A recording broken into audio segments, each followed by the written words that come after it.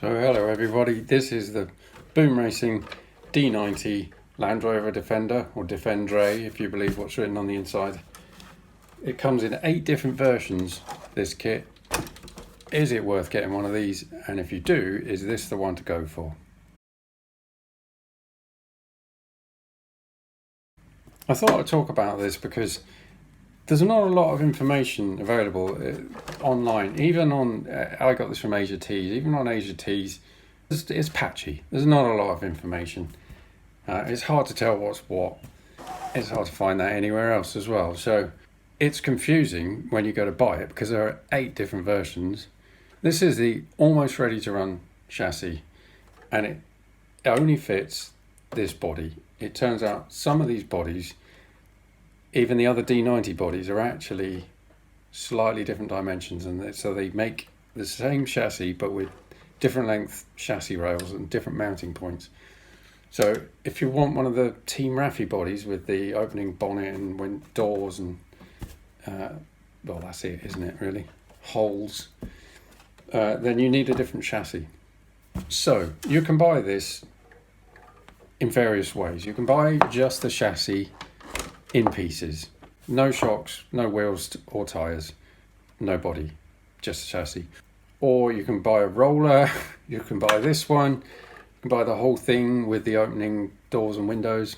You can also get the D110 version, which is the same chassis pretty much with a slightly stretched wheelbase, and then different versions of that body as well. So all up, there are 8 different versions. So I thought now would be a good time to take you through 5 things about the Boom Racing D90 that you might need to know if you're thinking about buying one. So the first thing is it's massively oversprung. The stock shocks are also far too long. They're 90 millimeters. Quite a good quality shock, but takes a lot of force to compress it, and basically this truck is not going to do that, even with the heavy body. And even though I've added a steel roof rack up here and some accessories, a big fat driver, it's just not enough. It's just barely compresses, you can barely get any sag out of it even. This stance as it is now, it's taken me a long time to get. This is on 80 millimeter shocks now on both ends. That's at full height with a bit of sag. So you can imagine another centimetre of travel up here, and it will basically sit up like that as stock. And to show you properly, I'll take the body off and show you the adjustments. And it's gone.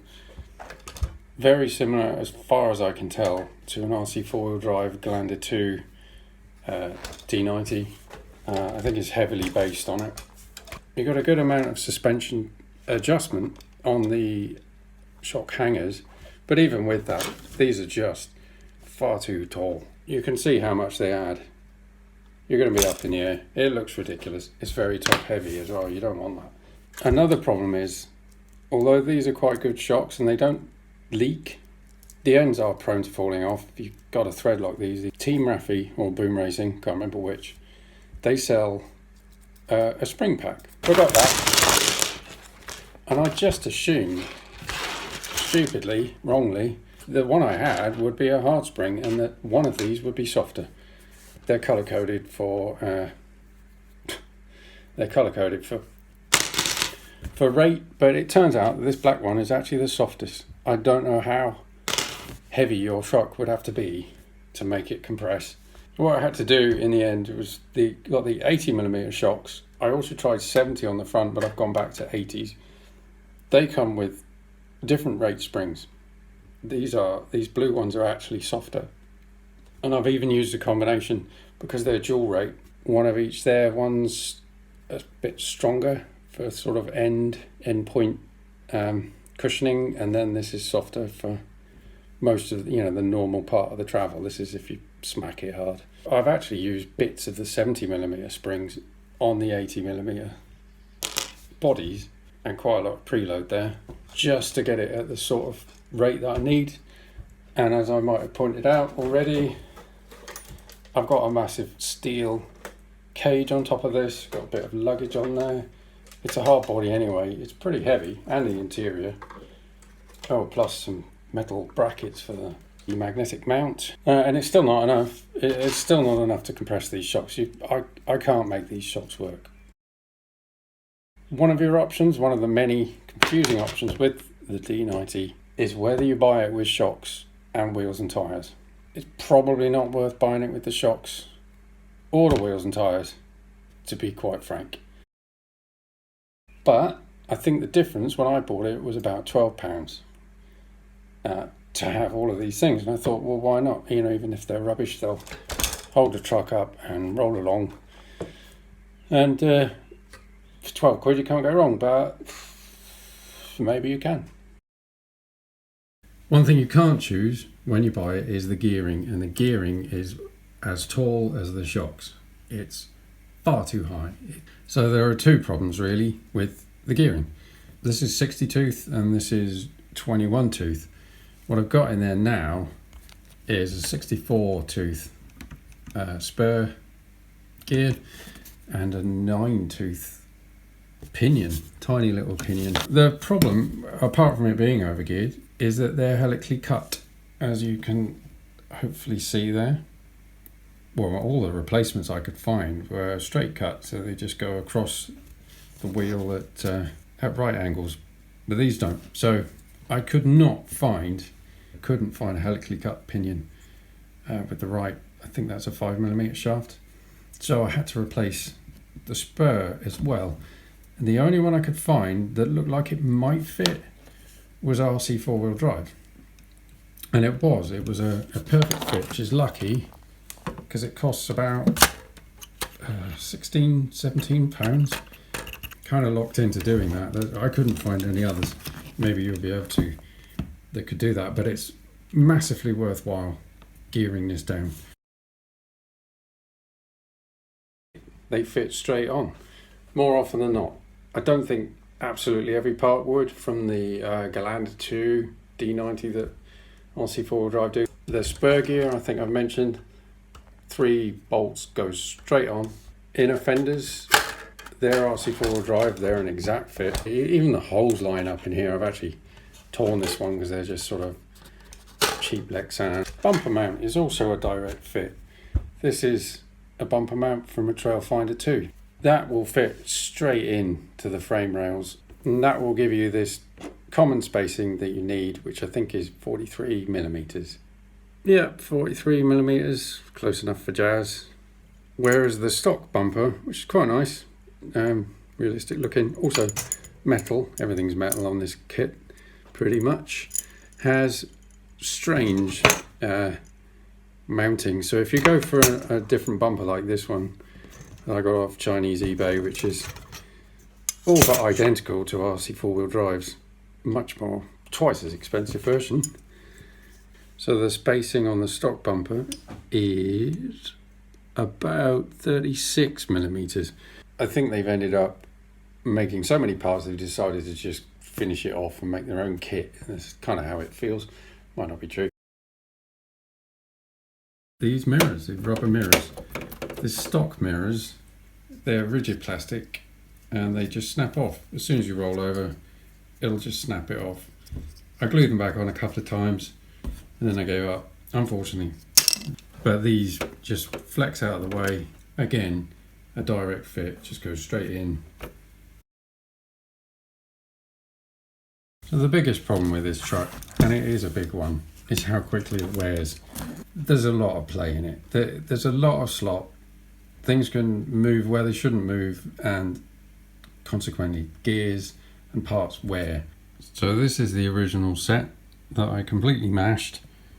As you can see, the teeth on there are completely rounded over, folded over, and this doesn't look like a pinion at all, it's just flattened.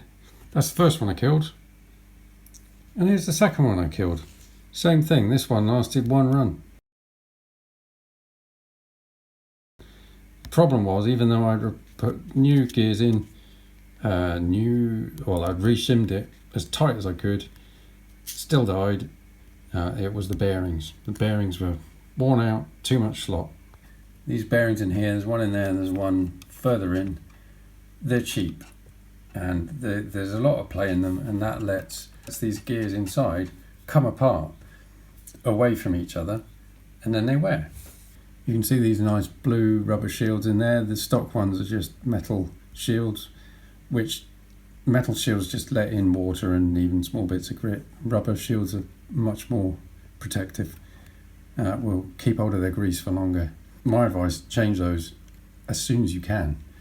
So I've probably reduced the play in this drivetrain by at least 50% so far. Now, let me to the back and roll forwards. That's pretty much 4 centimeters. Not great, but it's not too bad. It was horrible before. If you want any sort of performance out of it, or any, fun to drive on rocks or anything technical, one is gear it down, which is going to effectively reduce that play. 2 is replace these drive shafts with something that doesn't twist again like it last summer. And 3 is come up with a better simile than that. But you're on your own.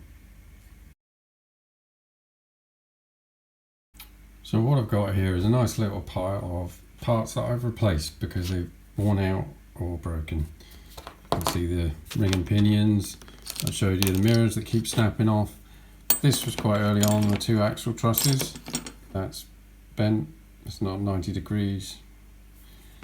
So this one cracked in the crook there of the L, just from driving across some stones at 400 miles an hour on the original gearing. May have been my fault.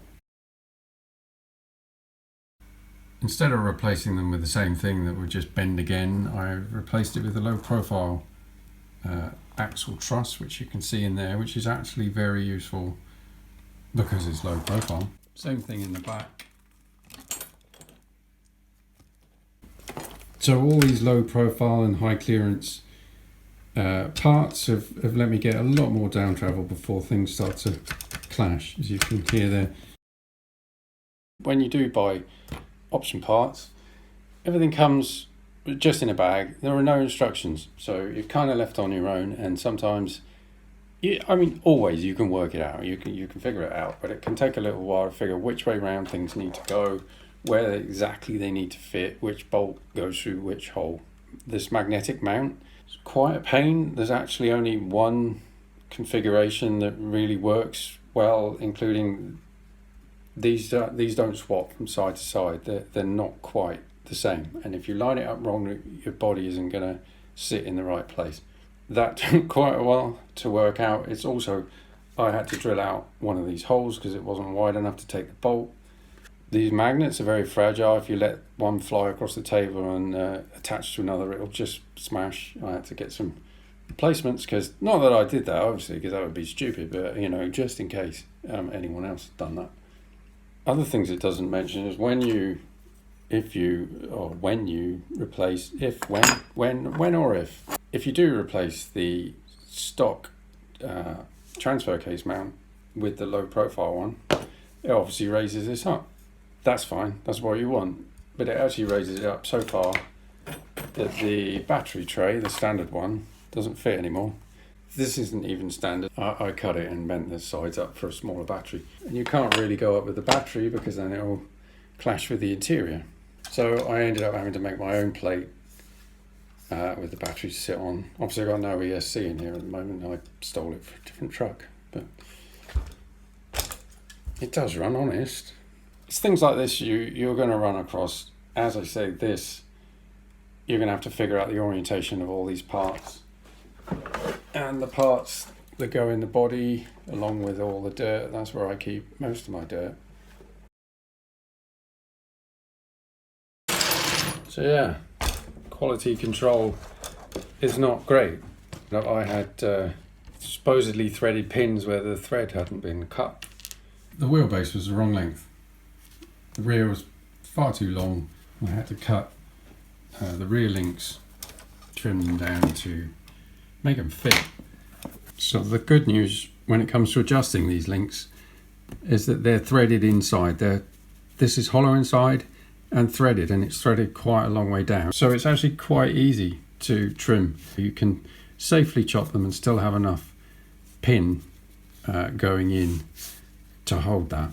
And need to make sure as well that you do the top and the bottom links. You see, I've used some shock parts as basis on these. See, I'm like MacGyver. I can use anything. I don't even know who MacGyver is, but I'm probably like him. If you don't adjust both the links, you'll end up with these pumpkins at the wrong angle, and you're going to get a very severe angle here and start running out of travel. So another kind of stupid quality issue was with this cage, which is nicely made and it fits pretty well. I had to bend it out just gently.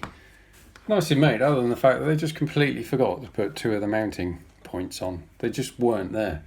It's quite nicely powder coated, I think. I don't think it's painted, I think it's powder coat. They'd obviously never been on there. They hadn't broken off or anything. They'd just forgotten to put them on. So I had to make my own little set of mounts and weld them on, or got a mate to weld them on, to be quite honest with you. A big draw for me personally for this chassis was that there is a lot of metal on here. The axles are metal, obviously the gears inside are metal, the drive shaft, the chassis rails are really thick, solid alloy. There's a lot of weight to this truck, particularly once you start putting steel things on top of it. Another good thing is it comes with an interior. Obviously it doesn't come with a stupid wrestler who pulls your steering wheel off, and it doesn't come with a bike in the back, which I bought for him and he never rides. It's all there. It's not, you know, an RC4WD drive level of detail, but it's there, you know, it's a full interior. And they're alright, mate. On a positive note, the body's nice. I like it. This is the cheapest option with the doors that don't open and the bonnet doesn't open, but it looks nice. It's convincing. Well, I think so. It's pretty tough. It's not too thick. Nothing's cracked or broken yet, luckily, apart from the mirrors, obviously. Stupid wrestler driver has snapped the steering wheel off.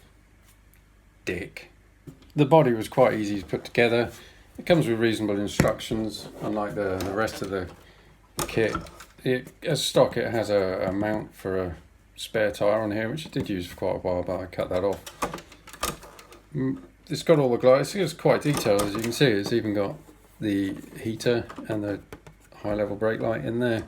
This window seal on the back and the one on the front are the only ones actually on the body. The rest are actually on the windows, the glass, the plastic itself, which is kind of awkward. I mean, it is fairly easy to paint, but I think it came with masks.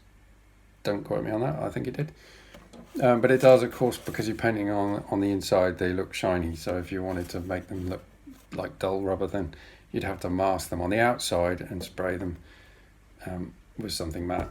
If you want a D90 for half the price of an RC four-wheel drive Gelande 2, which this is pretty much a copy of, you're probably better off buying this without the wheels and tyres and shocks, because they aren't really going to do the job unless you just want to kind of look at it and maybe use the shocks on something else.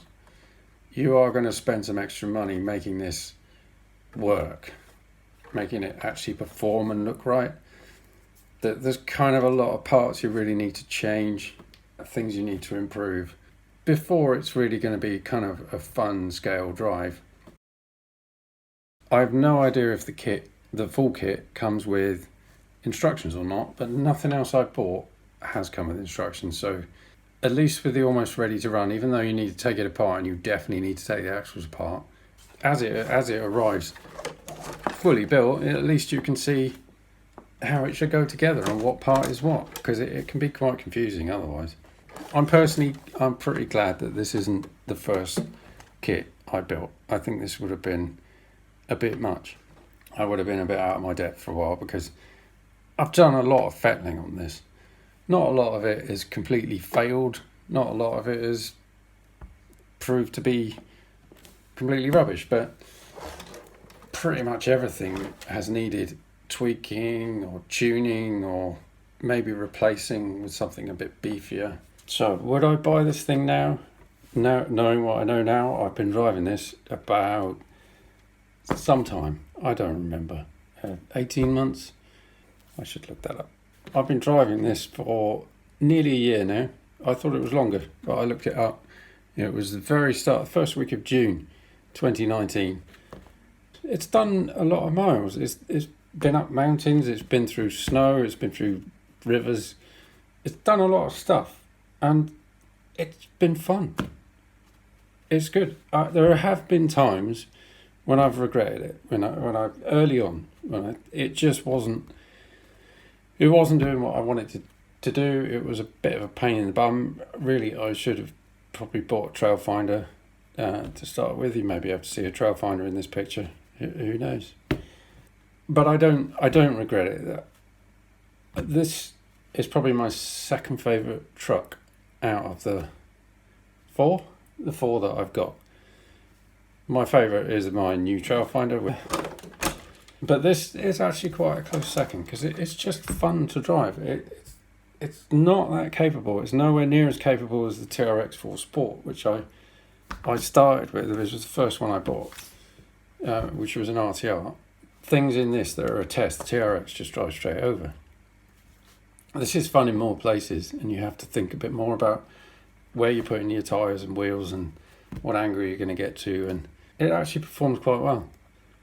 It's surprising, even with all this high up weight, I think because it's got so much weight in the chassis as well, that it's not quite as top heavy as you think, even with the steel rack on the top. But it's fun. It's taken a lot of sorting. For the most part, I've enjoyed doing that. And even just the hours I've spent on the suspension on the front as well, in particular, just trying to get some movement without the links clashing or bending over the pumpkins. And got a lot of articulation, and it's surprisingly capable. I wouldn't buy the version with the wheels and tyres and shocks, despite the fact the shocks are quite good. The wheels are all right once you sort them out, and the tyres aren't that great.